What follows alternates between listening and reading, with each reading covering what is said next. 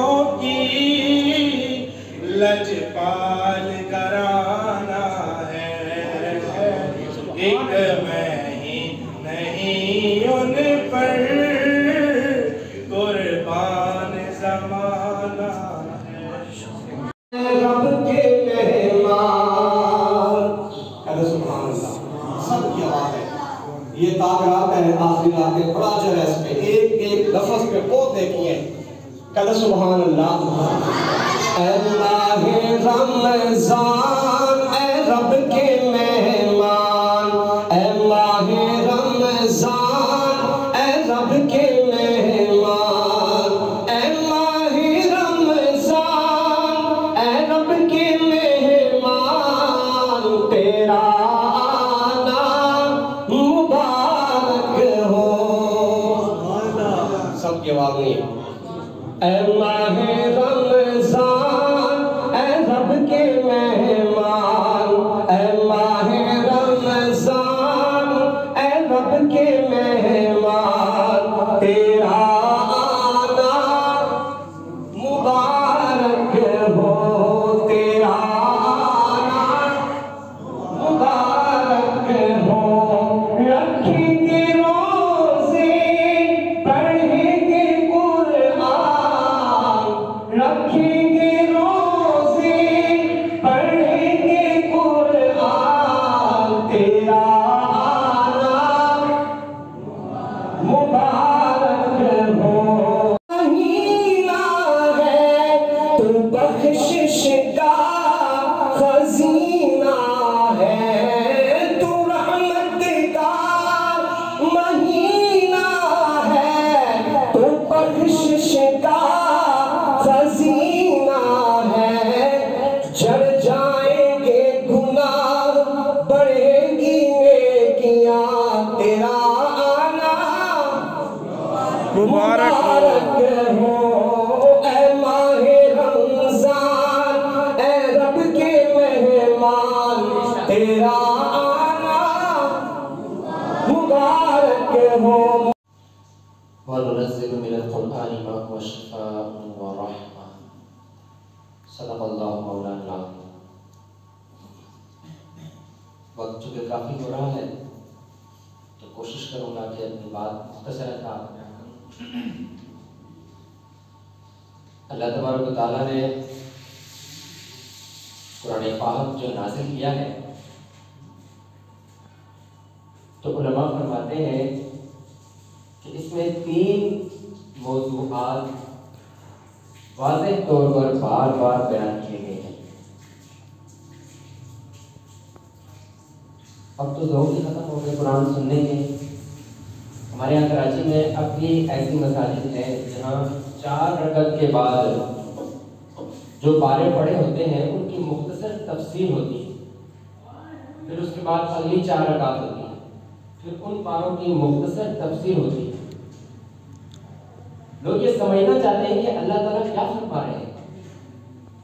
ہم قرآن تو سن رہے ہیں لیکن سمجھ نہیں رہے ہیں، بس الفاظ آ رہے ہیں۔ آپ ماشاءاللہ مبارکباد کے مستحق ہیں کہ جو قاری صاحب کے پیچھے آپ نے ماشاءاللہ پورا قرآن سنا۔ اللہ تبارک تعالیٰ قاری صاحب کا پڑھنا اور سننے والوں کا سننا قبول فرمائے۔ آمین۔ لیکن میرا ایک سوال ہے سننے والوں سے، کبھی قرآن سنتے ہوئے دماغ میں یہ بات آئی ہے کہ یار اللہ تعالیٰ کیا کہہ رہے ہیں اس آیت میں یا اس رکعت میں جو قرآن پڑھا ہے، ہمیں اللہ تعالیٰ کیا کہہ رہا ہے؟ اگر کسی کے دماغ میں یہ سوال آیا ہو تو ذرا ہاتھ اٹھا دیں۔ تو قرآن کے 3 موضوع ہیں، توحید، رسالت اور آخرت۔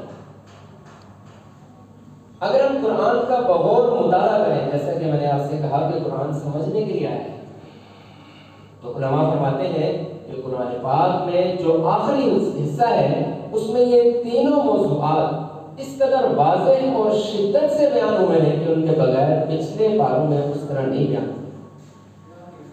توحید آخری پارے میں اللہ تعالیٰ نے اتنی کھول کے اور واضح بیان کی ہے کہ پچھلے پاروں میں ایسے نہیں ہے۔ اسی طرح رسالت اور اسی طرح آخرت۔ توحید میں اللہ تبارک و تعالیٰ نے بہت سی آیتیں اتاری ہیں، لیکن اما پارہ کی جو سورت ہے سورہ اخلاص، قل هو اللہ احد، توحید پر انتہا ہے۔ اس کا مطلب کیا ہے؟ اللہ تبارک و تعالیٰ نے آپ کے علم میں اگر ہو قرآن پاک میں کم از کم 227 بار کم و بیش قل کے لفظ سے خطاب کیا ہے۔ 227 بار کم و بیش قل کے لفظ سے خطاب کیا ہے، لیکن یہ جو سورہ اخلاص کا قل ہے نا، یہ سب سے زیادہ طاقتور قل ہے۔ قل، آپ فرما دیجئے، کیا فرما دیجئے؟ واللہ احد، اللہ ایک ہے۔ اب احد کا مطلب کیا ہے؟ ہم اردو میں کہتے ہیں اللہ ایک ہے۔ قرآن پاک کا صرف ترجمہ اور تفسیر نہیں سمجھنی ہے، بلکہ قرآن پاک کا لہجہ بھی سمجھنا ہے، اللہ تعالیٰ انداز کیا اختیار کر رہے ہیں، اصل تو بات لہجے کی ہے۔ تو قرآن کے 3 موضوع ہیں، توحید، رسالت اور آخرت۔ اگر ہم قرآن کا بغور مطالعہ کریں، جیسا کہ میں نے آپ سے کہا کہ قرآن سمجھنے کے لیے آیا ہے، تو علماء فرماتے ہیں کہ قرآن پاک میں جو آخری حصہ ہے، اس میں یہ تینوں موضوعات اس قدر واضح اور شدت سے بیان ہوئے ہیں کہ ان کے بغیر پچھلے پاروں میں اس طرح نہیں بیان ہوئے۔ توحید آخری پارے میں اللہ تعالیٰ نے اتنی کھول کے اور واضح بیان کی ہے کہ پچھلے پاروں میں ایسے نہیں ہے۔ اسی طرح رسالت اور اسی طرح آخرت۔ توحید پہ اللہ تبارک و تعالیٰ نے بہت سی آیتیں اتاری ہیں، لیکن اما پارہ کی جو سورت ہے، سورۃ اخلاص، قل هو اللہ احد، توحید پر انتہا ہے۔ اس کا مطلب کیا ہے؟ اللہ تبارک و تعالیٰ نے آپ کے علم میں اگر ہو، قرآن پاک میں کم از کم 227 بار کم و بیش قل کے لفظ سے خطاب کیا ہے۔ 227 بار کم و بیش قل کے لفظ سے خطاب کیا ہے، لیکن یہ جو سورۃ اخلاص کا قل ہے نا، یہ سب سے زیادہ طاقتور قل ہے۔ قل، آپ فرما دیجئے، کیا فرما دیجئے؟ واللہ احد، اللہ ایک ہے۔ اب احد کا مطلب کیا ہے؟ ہم اردو میں کہتے ہیں اللہ ایک ہے۔ قرآن پاک کا صرف ترجمہ اور تفسیر نہیں سمجھنی ہے، بلکہ قرآن پاک کا لہجہ بھی سمجھنا ہے، اللہ تعالیٰ انداز کیا اختیار کر رہے ہیں، اصل تو بات لہجے کی ہے۔ میں تجھے راضی کروں گا، میں تجھے راضی کروں گا۔ یہ آیت شان رسالت میں بعض علماء کے نزدیک سب سے بڑی آیت ہے۔ اور اس کا لہجہ کیا ہے؟ میں آپ کو ساتھ ساتھ لہجہ بھی بتا رہا ہوں تاکہ آپ کو قرآن کا مفہوم صحیح سمجھیں۔ دراصل ہوا یہ تھا کہ اللہ کے نبی پر وحی آنا بند ہو گئی تھی۔ ایک زمانہ ایسا گزرا ہے فترت وحی کا، وحی آنا بند ہو گئی تھی، تو مشرکین نے سوال کسنے شروع کر دیے، بعض لوگوں نے تانے دینے شروع کر دیے، شرارتی لوگوں نے الٹی سیدھی باتیں شروع کر دی، رب ناراض ہو گیا ہے، پتہ نہیں ایسی باتیں کی اب ہم زبان پر نہیں لا سکتے، گستاخانہ باتیں شروع کر دی۔ اللہ کے نبی سنتے تھے، خاموش رہتے تھے۔ ایک دن گھر میں تشریف فرما تھے، آپ کی زوجہ مطہرہ حضرت خدیجہ رضی اللہ عنہا کی زبان سے یہ جملہ نکل گیا کہ یا رسول اللہ، کافی دن ہو گئے وحی نہیں آئی، کہیں اللہ آپ سے ناراض تو نہیں ہو گیا؟ میرے بھائی، یہ جملہ سننا تھا کہ اللہ کے نبی صلی اللہ علیہ وسلم کے دل پر ایک چوٹ پڑی۔ بیگانے ساری دنیا باتیں کرتے رہے، لوگوں کو کچھ نہیں ہوتا، جب اپنا کوئی بات کرے دل کو وہ چوٹ لگتی ہے، ساری زندگی آ جاتی ہے۔ حالانکہ حضرت خدیجہ کا گمان حضور کو تکلیف دینا نہیں تھا، انہوں نے اپنا ایک اظہار خیال کیا، لیکن اللہ کے نبی کو یہ بات دل پہ لگی کہ یار میرے اپنے بھی کہنے شروع ہو گئے کہ رب اٹھ گیا، میں کس کے پاس جاؤں، میں کہاں سے یہ فریاد لاؤں کہ رب ناراض نہیں ہوا، بس وہی نہیں آ رہی، اس کی شان ہے۔ اللہ کے نبی خاموش، کچھ نہیں کہہ پا رہے۔ یہ قرآن جس نبی پہ اترا وہ نبی سارے نبیوں کا سردار بن گیا۔ یہ قرآن جس مہینے میں نازل ہوا وہ مہینہ سارے مہینوں کا سردار بن گیا۔ یہ قرآن جس رات اترا وہ رات ساری راتوں کی سردار بن گئی، اور یہ قرآن جس امت کی طرف اترا وہ امت ساری امتوں کی سردار بن گئی۔ جب تک یہ قرآن نازل نہیں ہوا تھا، خود میرے محبوب کو بھی مکہ کے رہنے والے محمد بن عبداللہ کہتے تھے، محمد رسول اللہ نہیں کہتے تھے، محمد بن عبداللہ کہتے تھے۔ اور جب آپ کے اوپر یہ قرآن نازل ہو گیا، آپ کے اوپر وحی اتری، تو آپ محمد بن عبداللہ سے محمد الرسول اللہ بن گئے۔ یہ قرآن حضور صلی اللہ علیہ وسلم کا زندہ معجزہ ہے۔